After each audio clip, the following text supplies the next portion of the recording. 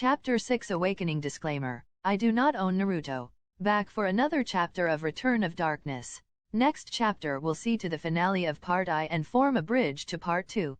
For now though, hope you enjoy this baby chapter I struggled to write. For anyone curious about what Arita's mouthful of a technique name meant, it was supposed to roughly translate to a punk's iron dance, which comes from Arita's background as an urchin and the way he makes the weapons dance in midair. It will be shortened for future iterations. Let's read. 000 Hi no Kuni 000 Sasuke, did you really think this would be enough? Lightning crackled, but found itself restrained by a greater power. Sasuke's wrist was held in a tight embrace by Itachi. The boy had gotten stronger, but it was not anywhere near what his brother wanted. A new crack echoed through the forest and Sasuke screamed in pain as his wrist was broken. He was sent flying as Itachi kicked him straight in the gut, which sent him sailing through the trees. The two Akatsuki members watched him fly back, and Itachi thought back to how they got into that situation. They had been trying to leave the area around Konoha when Sasuke tracked them down. Their fight with Kakashi didn't last long, but it was enough for Itachi that it warranted a temporary retreat. Considering the knowledge she had on Akatsuki, presumably from Jiraiya, the elder Uchiha had wanted to capture her. Timely reinforcements kept them from doing that, and he had a feeling that Sasuke would not be the last to pursue them. Kisame hoped that was the case as he had barely gotten started by the time Guy arrived. He wanted to see what the leaf had to offer, but deferred to Itachi's judgment and left with him. Somehow, Itachi always knew when something bad was about to happen. That was why Kisame was so surprised with what happened next. Hiya! Guy shouted as he grabbed Sasuke in midair and leaped back a bit. He set the Uchiha boy down to lean against a large tree trunk before returning his eyes to the Akatsuki present. It was a dangerous situation they were in, dealing with Itachi. His partner was a well-known criminal from the mist, which meant he would also be a tough fight. There was no time to be messing around, the Jounin figured, and he stood up to full height with a serious look in his eye. From behind the tree came Asuma and Kurane, their eyes locked on the enemy. It was time for a little payback. The Leaf Ninja formed up with each other and prepared themselves to face off against the others. You three again. Kisame's smile belied the aggression building within him. He was glad they showed up again. He wasn't done with them either. His hand rested on the wrapped sword that hung from his back, ready to go. Same had growled in hunger, as if it sensed something interesting. Unfortunately, its master had different prey in mind and did not pay attention to the warning. I thought the leaf would exercise a bit of caution with its ninja after the conflict with Suna. Perhaps it was just wishful thinking. Itachi said in a bored, condescending tone. Asuma growled, his hands clenched around his chakra blades. Funny, coming from a traitor, that doesn't sound right. His eyes narrowed. You thought we were going to let you get away with what you did to Kakashi. Itachi met his glare with the Sharingan. His next statement felt like it was made of ice. That's nothing compared to what will happen to you, if you don't move out of our way. You caught us off guard the first time with your attack, but now we know how you operate. Kurane warned, readying a kunao. Things won't go your way. Guy knew they could talk threats all day, but they had to be able to back them up sometime. Remember, don't look into his eyes. He grunted to the other two who nodded in understanding. With that, Guy settled into his preferred stance of taijutsu and waited for the battle to begin. There was a reason they allowed the meeting to happen in that spot after all, aside from Sasuke's convenient landing. Come on Naruto, it's your turn. From behind the tree, Naruto formed the Rem hand sign and focused his chakra. Katsu. Hidden with a combination of genjutsu and careful skill, a dozen explosive tags ignited at once underneath the feet of the Akatsuki pair, with only the small sound of sizzling in the air to warn them. The explosives went off a moment later. A firestorm enveloped the enemies and prevented the Leaf Shinobi from confirming their deaths as the heat and flames were too intense. There was a moment of quiet that settled over the forest as the attack settled to reveal a large crater, billowing black smoke into the sky. None of them were particularly skilled sensors, but the strength of the attack meant that if the two enemies had been caught in it, there was little chance they survived. Now, if they could only confirm it. A roar emerged from within the black cloud and a smirking Kisame came charging toward the trio, looking no worse for wear. His large blade rested over his shoulder as he came right for Asuma and Kurane, intent on finishing their fight from before. Asuma cursed and knew he had to buy time for Naruto and Kurane to prepare. He created a thin bit of wind chakra around his blades and blocked the aggressive strike before it could hit Kurane. Nice attack there, we almost didn't see it coming. Bastard. As they began a contest of strength, the Genjutsu mistress went through hand signs and quickly disappeared. Kisame cursed when he realized the woman was already using her chakra to affect his bodily senses, as his sight and smell became useless. He would have to rely on Itake to defeat her, but his partner had another problem to worry about. Itake weaved in and out of strikes launched by Guy. They were just behind the pillar of smoke so that they were obscured from the other's view. There would be no support for either of them as long as the leaf could keep up the pressure. Another kick forced Itake to retreat to a safe distance, but he realized he had to buy himself more time than that if he wanted to stay out of Guy's reach. His hidden arm came out of his sleeve with a full hand of shuriken, a weapon that the Uchiha was well versed in. He released them toward Guy, who was forced to stop his attack mid-step to dodge before the shuriken could pursue. However, they abruptly changed course and came after Itake instead. His Sharingan swirled in response as he tracked the projectiles and knocked them away with a single kunao. The chakra buildup used to control the weapons was slow and very controlled. It was no wonder his eyes had a difficult time seeing the attack. Whoever did that knows their futon techniques. His opponent did not let up though, despite the moment of rest the attack offered. Itake was again forced on the defensive as Guy kept on him, his attacks becoming faster and stronger by the second. It wouldn't do well for him to get hit by one of those kicks, or punches for that matter. In the meantime, Kurane was finally able to bring her talent to bear on Kisame as she entrapped him in a genjutsu attack.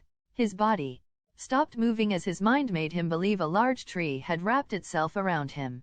Without Itake's counsel, there was no way he could escape from the attack. Asuma's distraction had paid off and the Jounin was given a moment of respite. He allowed Kurane the final blow with her kunao and he had faith she couldn't miss. That was when he noticed Kisame's face contort itself into a maddening grin, and then he knew something was terribly wrong. He thought you had me, didn't ya? He brought his sword around in a spinning arc to strike at Kurane, whom had been creeping up from behind him. Shocked by his escape from her genjutsu, she was unable to react in time. Asuma cursed his luck and made to leap at the swordsman, but he knew he would be too late. I don't think so. Naruto appeared in front of Kurane, his chakra blades at his sides. With all of his strength, he crashed the blades into Kisame's attack. The force behind it made him slide on the dirt. His speed had paid off though, and the attack missed its desired target and left the missing nin vulnerable. Asuma, now. Kisame growled at the boy but turned his head to see what the other Jounin was doing. He had ditched his blades and was now going through hand signs in a very fast pace.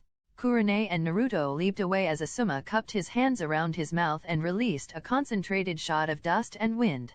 The blast enveloped the Akatsuki member, but they weren't done. In midair, Naruto flipped around and began going through hand signs of his own. Building up heat in his stomach, Naruto released a gust of flame from his mouth and ignited Asuma's attack into something even more devastating than before. An explosion covered the battlefield as the two attacks combined, and then an eerie quiet. Naruto and Kurane landed and retreated back to where Asuma was, waiting for the outcome. To them it looked like the attack had been enough to take him down, but they had been mistaken about that before. They saw Guy fly back to where they were, sweat dripping down his brow. It seemed the fight between him and Itake had been ended prematurely. Itake must have sensed what had happened to Kisame and decided it was time to end things. Guy, what happened? Asuma asked his fellow Jounin, but he just shook his head. 1 second we were in the thick of it, the next he was gone. Must be checking on Kisame. Kurane reached into her thigh pouch and readied a kunao with an explosive tag. We can't let them rest, we should keep up the attack. Guy's hand held her back, though she sent him a glare. Our orders were to save Sasuke and gauge the enemy's ability. In our current state, the best we can settle for is a stalemate, so let's not do anything hasty. They were surprised Guy was thinking with a level head. Generally he would be pretty gung-ho about the situation. Maybe the experience he had with Kakashi gave him pause when fighting Akatsuki. If she could get taken down, maybe he doesn't want to see us all out of commission. Ha! The smoke cleared to reveal a hunched-over Kisame. Blood was pouring out of a dozen open wounds and bits of flesh were scattered all around. The Akatsuki robe was ripped to shreds on his upper body, the threads hanging loosely over his shoulder. He was hurt to the point he had to use his sword as a support to stand on. The frightening thing was that his wounds were slowly regenerating. Naruto saw the blade reacting in an odd way to the healing process. It began to shrink. What could that mean? Kisame, we are retreating, Itachi said from the swordsman's side in a no-nonsense tone. Yeah, figured as much, the bigger man replied, a bit disappointed. Naruto gritted his teeth. Letting them go after the crimes they committed seemed wrong. Where had all of his strength gone to see the task through to the end? Something about Guy's commanding tone, combined with the shape their squad and Sasuke were in, made him stand down. Though the enemy shinobi were allowed to disappear without any retribution, Guy turned back to pick up Sasuke while the other three breathed a sigh of relief. It was a tense standoff that really offered no true winner by the end of it. That inevitably led them to question their own abilities and whether they stood a chance against the organization in the future. We should head back and get Sasuke to the medical team. Looks like he needs it. The boy was unconscious, no doubt from the pain. Though it wasn't what he had in mind when he left the hospital, Naruto had been able to keep Sasuke safe. He had to wonder if that was really Itachi's goal, to kill his younger brother. Or was there something more to it that he wasn't seeing? In the end, what mattered was that the mission was a success. At least he would have something good to tell Kakashi when she woke up. Let it be soon. 000. A couple of weeks later, Konohagakure Hospital 000. In a single room on the third floor, a shinobi was dutifully watching over his mentor. The staff there had gotten used to his presence, finding it odd when he wasn't nearby. His dedication was admirable if nothing else. Naruto found himself with a lot of free time since the fight against Akatsuki. It seemed the council didn't want to send him out of the village for some strange reason. Since Guy's team was unable to ascertain the exact objective of Itachi and Kisame, they couldn't risk sending Naruto out on his own. For now, he was on standby. That left him with very few things to do, so he often found himself with Kakashi in the hospital. There wasn't much he could do for her though, since he really didn't understand what the exact cause was to her coma, nor was he trained in medical ninjutsu of any kind. All he could do was sit or stand, waiting for her to awaken from what seemed like the dead. The doctor recommended he try talking to her. It could help wake her up if she heard a friendly voice, he said. Somehow, Naruto wasn't very convinced. That said, he really didn't like the idea of just standing around, doing nothing. So, Naruto would talk. He told Kakashi about the mission to rescue Sasuke. He told her about how Arata and Sakura were doing in their training, and when he couldn't think of anything related to work, he would tell her what he had for lunch that day. Occasionally, he would try and sneak in a plea for her to wake up, but he soon realized that it was only making him feel worse about her condition, so he quickly stopped. The village that day reflected any other normal day in Konoha. He had no way to know who or what was about to come through the door. When the door did slam open, he heard the click-clack of heels and figured one of the doctors had arrived to check on Kakashi. He paid it no mind. The sounds of the hospital had become the normality since Kakashi's check-in there. When the clicking stopped halfway inside, he knew something was off. Naruto was leaning against the wall, which meant the door was only in his peripheral vision. He knew someone was standing there, he just didn't know who. Who is this? A feminine voice asked. He hadn't heard that voice before, and he had come to recognize the doctors that cared for Kakashi. Naruto looked over at the door and saw a blonde woman with pigtails, no older than Kakashi herself. Another woman around the same age stood by her side, black hair cropped short. In her arms, she held a pig that wore a small robe and had a beaded necklace around its body. Who are these people? On the alert, Naruto got up from his lax stance and faced the new arrivals with a careful eye. There was no telling if Akatsuki, or any other organization that knew about the Sharingan user's abilities, would be willing to risk a kidnapping or assassination. After their infiltration of the village, anything was possible. Tsunade noticed the young man's legs spread a bit, his knees bent, he was tensed and ready to pounce. His training taught him well. Only an experienced shinobi like herself could see through his routine, and she had to assume he was there to watch over the patient in some regard. That said, she had no time to entertain his fantasies. There was a woman in need of her medical abilities and she would not waste any time. Let me see. Shizune thumbed through the papers the council had given them on the active shinobi roster, but she didn't seem to recognize him. It doesn't matter. The blonde woman cut her off, hand on her hip. You, boy, what are you doing here? I was told this room had only one patient. Naruto wasn't sure he liked her attitude, but he had a sense that she knew a lot more than she let on. If she really was here on business to help Kakashi, it wouldn't do for him to make the situation more complicated. He decided to answer truthfully. What could it hurt? I'm Naruto Uzumaki. Kakashi Hatake, the occupant of the room, is my. Naruto searched for the right word. Mentor, I guess. I've been watching over her since she was checked in here. Tsunade raised an eyebrow. If the reports they gave her were accurate, Kakashi had been in the hospital for a considerable amount of time. It took dedication, even for a student, to stick around for that long. Her respect for the boy went up a bit, especially after she recognized his name. So this is the boy Jiraiya was talking about, the Jinchuriki, son of the Yondaime, hero of Konoha after the battle against Suna and Oto. He didn't look like much, but then again, neither did Jiraiya. The sage turned out as a somewhat passable shinobi. Who was to say Naruto couldn't do the same? Tsunade shook her head clear. She had bigger things to handle. Naruto eyed her as she approached the bed with his teacher. One wrong move and she could easily kill Kakashi, and it made him uneasy. He didn't even know who she was. Shizune saw the way Naruto eyed the next Hokage and it bothered her. Didn't he know who they were? It was almost insulting to think a shinobi might distrust someone of the caliber of Tsunade with their lives. The Sunin recognized the look and found herself biting back a smile. She had to admit, he was protective over this woman for what it was worth. Don't worry, kid, I'm here to help, believe it or not, Tsunade said with a bit of amusement, but she turned serious as she did a quick analysis of Kakashi's condition. Sorry. Naruto realized he had been too obvious. He didn't mean to be so suspicious, but it had served him well in the past. I just don't want to see Kakashi get hurt again. Well, that might be unavoidable. Naruto's eyebrows went up, but she quickly extrapolated. As a shinobi, you are going to be put into this kind of situation a lot. I suppose you weren't there when she got hurt like this. She recognized a heaviness to him, a burden of guilt. The boy was sluggish, tired, staying in the hospital was starting to affect his health. Guilt or regret could easily explain why he had been so adamant in sticking around. Naruto looked at the ground, unable to answer. Maybe it was stupid to dwell on something he had no way of preventing, but it still bothered him. It wasn't just Kakashi's condition that bothered him about it though, it was his weakness in comparison to the enemy shinobi. Through his training with Asuma and Team 7, he thought he had progressed to a point that not many others could have in such a short time.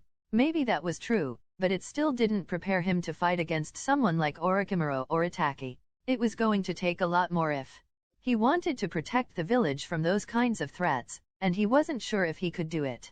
Naruto-kun. Shizune woke him from his stupor, calling him by his first name. He shook his head clear of silly thoughts. Getting depressed wasn't going to help anyone. Yeah, I wasn't able to fight with her. When I fought against the guys who did it to her, I realized just how strong they were in comparison to me. I went out for revenge and almost got killed. Tsunade's gaze hardened when she heard his motivation, revenge. It was something that would lead to nothing but misery. Don't be naive, she said with a harsh tone, surprising the others. Revenge has gotten a lot of people killed and rarely does it ever end well. You are better of burying it and moving on.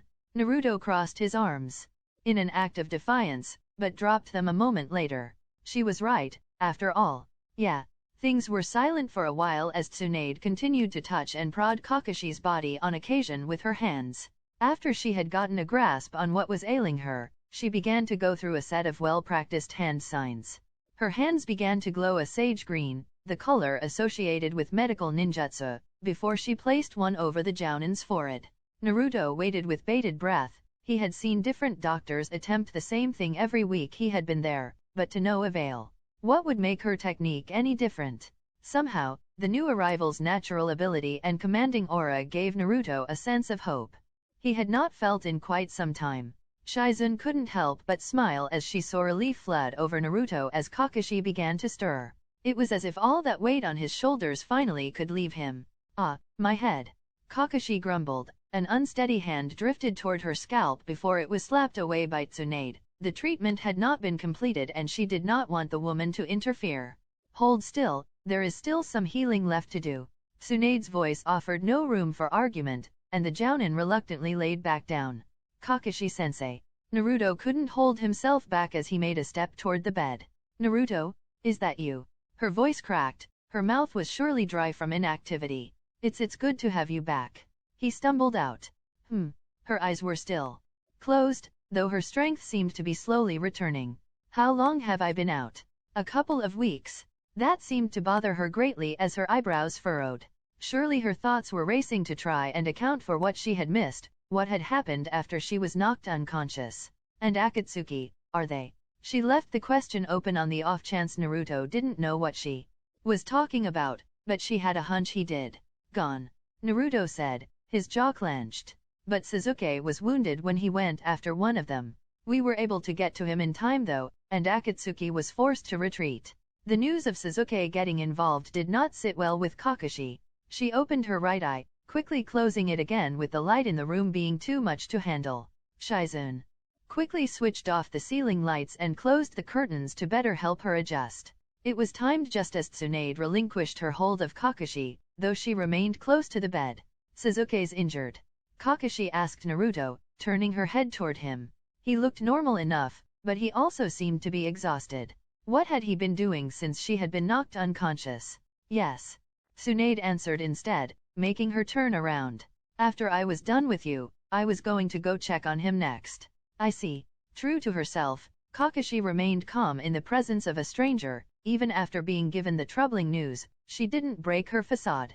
You should remain in your bed for now. There is still the small bit of you being in bed for so long, your body is weak. Stay overnight and you can leave in the morning. Tsunade explained with a professional tone. She seemed quite accustomed to dealing with the patient. Of course, Tsunade-sama. Tsunade, where have I heard that name before? Naruto racked his brain for the source as the blonde woman and her assistant began to walk out. In the doorway though, she turned around and addressed Naruto. You, Naruto, she said, finally addressing him by name. You aren't allowed to leave either until you get some rest. Staying here for those 2 weeks did a number on your health too. With that, the doctor left to move on to the young Uchiha. Naruto's head snapped up when he finally recognized the name. Hiruzen talked about Tsunade when he mentioned Jiraiya and Orochimaru. Together they formed the 3 legendary ninja, made famous during the Second Shinobi War. Apparently her medical expertise was well renowned throughout the world. For her to be in Konoha must have been significant. You were here for 2 weeks? Doing what? Kakashi's voice sent a warm flush to his face. There was no easy way to get out of that. Unfortunately for him, his silence made his mentor come to her own conclusions. Her eye widened when she realized he had been there watching over her. Was it really that concerning? Naruto. Concern laced her voice as she watched him approach. Sorry, Kakashi, but I couldn't just leave you alone. He sat down in the chair by Kakashi's side. That fatigue Tsunade had mentioned was starting to catch up with him. He found it difficult to keep his eyes open and he struggled to stay awake. Surely his teacher had questions and it was his duty to answer them. Kakashi seemed as if she was going to say something, her mask shifting where her lips were. Just as quickly, her body seemed to relax and Naruto thought for sure she was smiling. Well, I suppose I should be flattered for your concern. He looked at her, incredulously. Was she really going to let it go, just like that? Thank you, Naruto. Sorry I made you worry. Her eye closed in what he had recognized as the face she used to reassure those she knew. That smile, even when hidden beneath the dark cloth, was enough to make him smile too. I'm just glad you're awake again. I was starting to think well. He shrugged. Better he didn't finish that sentence. She nodded. Being out for a few days was already enough to worry most. 2 weeks, even she couldn't wrap her head around that. Maybe it's better you don't think, Naruto. You heard what Tsunade said, let's just get some rest. He nodded in agreement to her suggestion. If he could just close his eyes for a while, he would feel better. The Jounin leaned back into her pillow and tried to settle in.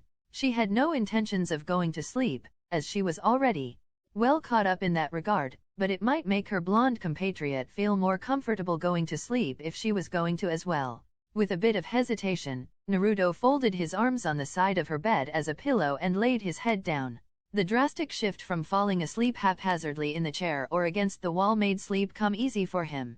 Within just a few minutes, Naruto had fallen asleep. Kakashi recognized that he had fallen asleep when his breathing leveled out. His muscles finally relaxed. Offering her bed was the least she could do for her student after he stayed by her side that entire time. Unable to help herself, she carefully ran her hand through his golden locks. They were so soft, and she always found it interesting how his hair managed to stick up like that without any help. He must have inherited it from his father, as her sensei had a similar look in his youth. Though there were plenty of things she needed to think about, worry about, even obsess over, laying there with Naruto gave her an odd sense of calm. She hadn't been lying when she said she was flattered, for someone she hadn't known terribly long to be that dedicated to seeing to her health. It was humbling. Even though he could not hear it, she felt the need to say it again. Thank you, Naruto, for being the first person to care. 000 Some time later, Konohagakure 000 Naruto and Kakashi walked through the large gate that constituted as the entrance to the village. They had just returned from an important scouting mission in Taki. Reports were finding a larger amount of spies on the border, and they were being found deeper and deeper in the land of fire.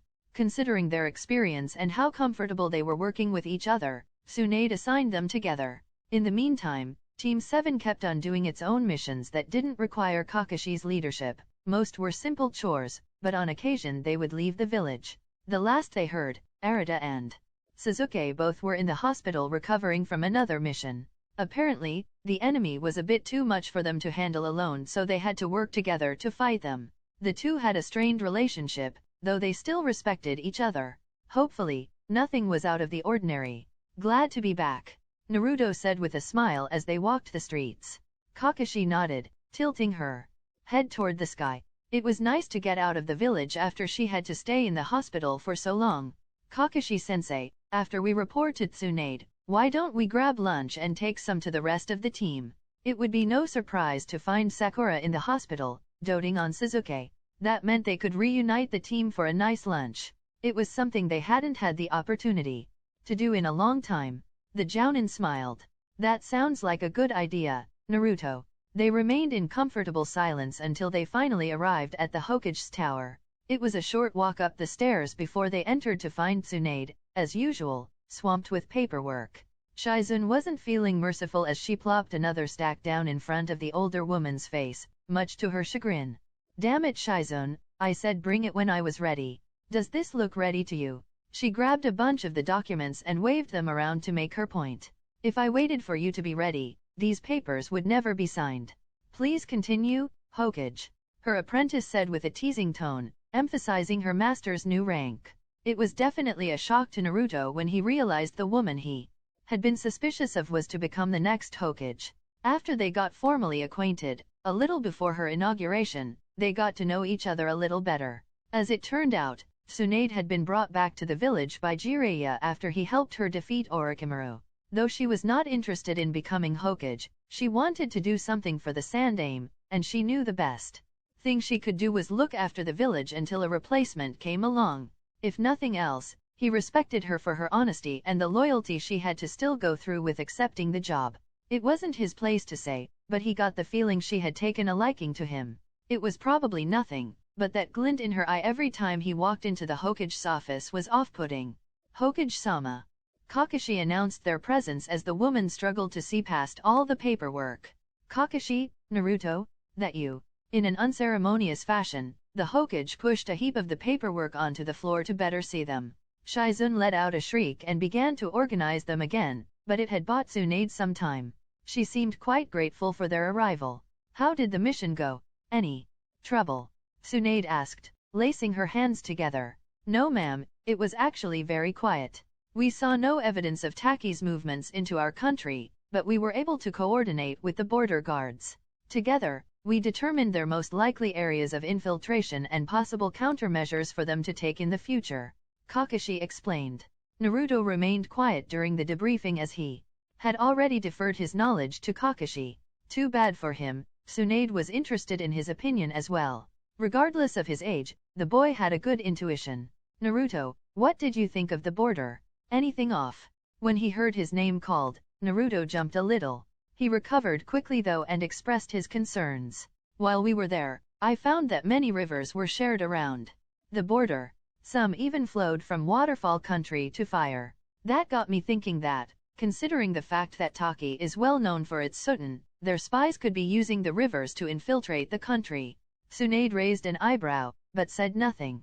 That meant he should continue. After determining the supposed location of the hidden village within the country and comparing it to nearby rivers, I found at least 3 that could offer an easy route to infiltrating fire. I brought it up with the gate guards and recommended they construct dams using Doton techniques in specific areas along the route to ensure the spies could no longer easily swim past.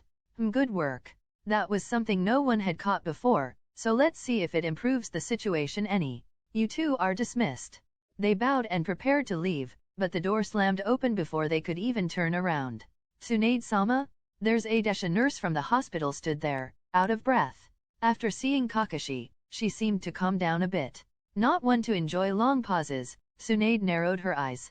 Well, out with it. What's going on? Recoiling from her angered tone, Kaori collected herself. There is a fight breaking out between 2 of our patients. Considering who they are, the doctors asked that I get your help right away. Who is it? Naruto asked, curious. She frowned. Arata Sato and Sasuke Uchiha. They were headed the roof the last thing we heard. Naruto and Kakashi's eyes widened and they looked at one another in concern. A fight between their students? Where had something like that come from? Kakashi, Naruto. Tsunade called to them after a short pause. Handle this, and make sure it doesn't happen again. Your team is good, but if there are disagreements then it's time to take care of them. I'm afraid it could be much more than a disagreement, Hokage-sama. Kakashi said with a certain ominous tone. She moved over to the window and opened it. With a tilt of her head she gave Naruto the silent order to follow before disappearing into the village. Her subordinate was close behind, a similar look of concern etched on his features. Tsunade sighed, just when things were starting to look up. Here you are, Tsunade-sama. A voice rang out in a nice tone, too nice. A stack of papers were laid onto her desk, courtesy of Shizune. It seemed whatever the crisis was, she would never be able to escape from paperwork. Damn. She readied her stamping hand, clutching the small tool like a weapon. Hurry up and mature, the both of you. At least one of you can take this job off my hands, right? 000 Arata, Sasuke. Stop it. No matter how hard she tried, Sakura always felt weak. Her teammates were always out of her reach, even after she tried so hard to be their equal. Was this all she could do? Cry until she got her way? Not even that would work, not this time. Sasuke backflipped until he hit the chain link fence. He hopped up and used it as a spring to launch himself high into the air, in the meantime gathering chakra in his hand. It was time to prove once and for all who was the strongest of their team. Arata never backed down whenever they got into fights, and that was something Sasuke could no longer abide by. After losing to his brother, he needed validation that his strength was still there. Arata grabbed a few kunai and began to levitate them with his powers.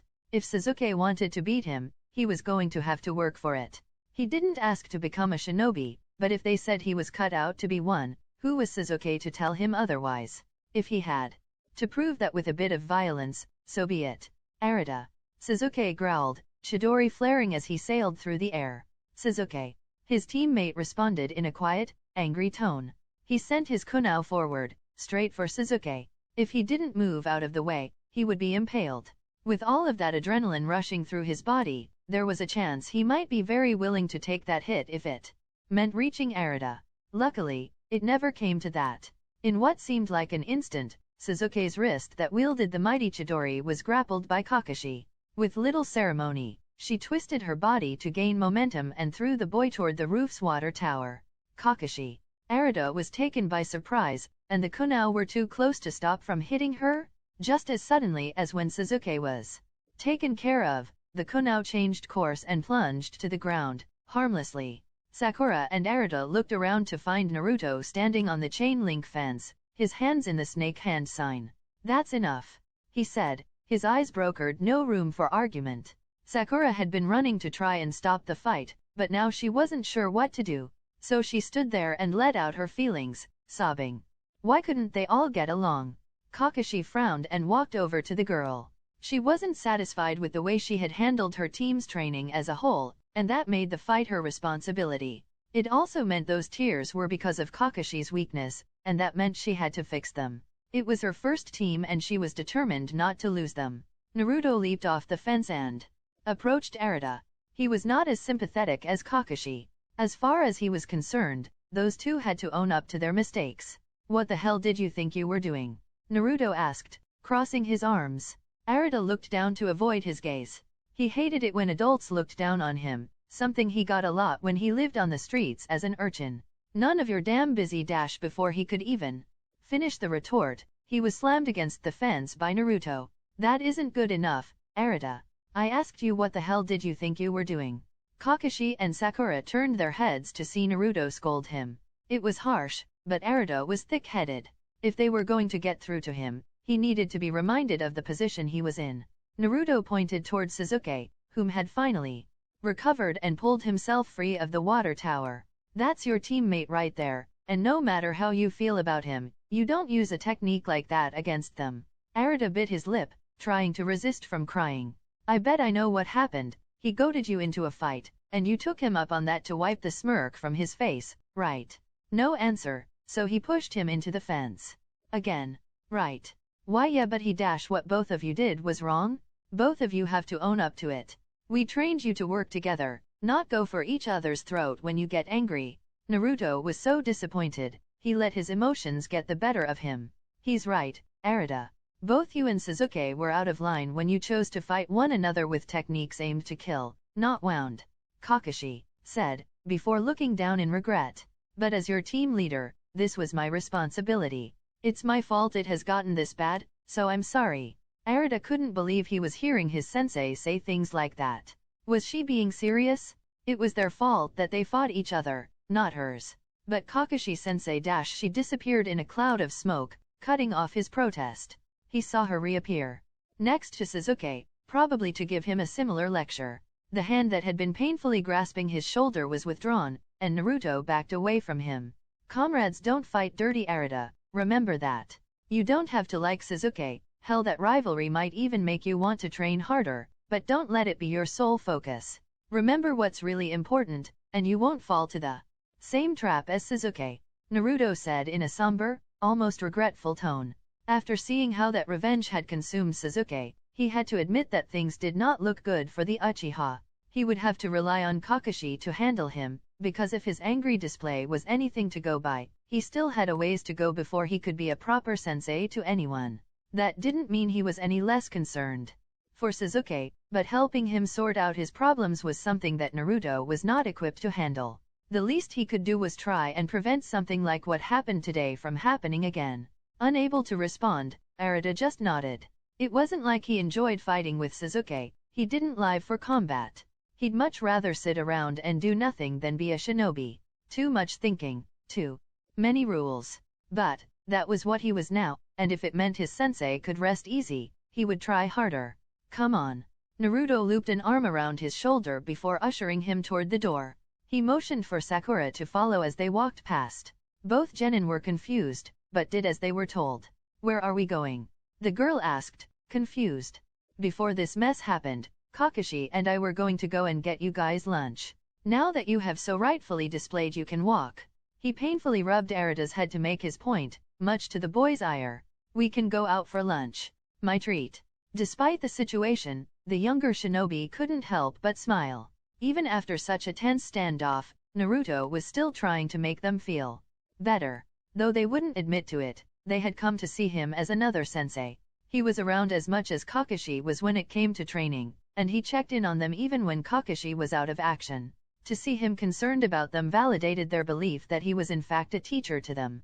Don't worry, Kakashi will convince Sasuke to come along, Naruto said with a smile, mostly directing it to Sakura.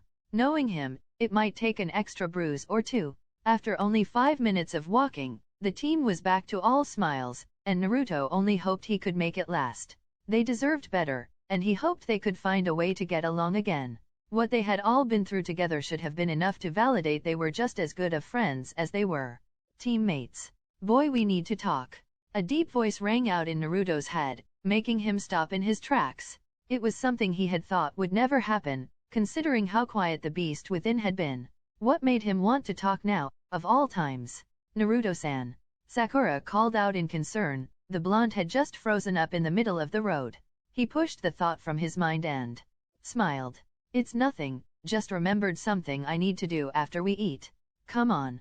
Naruto ushered them along, though they did sneak a few worried glances after that. We will, Kuwabai. It's about time you and I get properly acquainted. 000 I was really hoping to finish the chapter, but after writing the same thing so recently in Blonde Uchiha I struggled a bit. Glad I could finish this for the end of spring break though, and I hope you enjoy it. Some concerns are brought up about Naruto's power or just general uniqueness. He will come more into his role as our heroic protagonist in part 2 after he does his training bit, but right now he is considered a model Konoha shinobi. This story I would really like to focus on him being well-rounded and not known for one or two techniques, and that is it, or having some crazy bloodline. It gives Naruto. Chapter 6 Awakening Disclaimer: I do not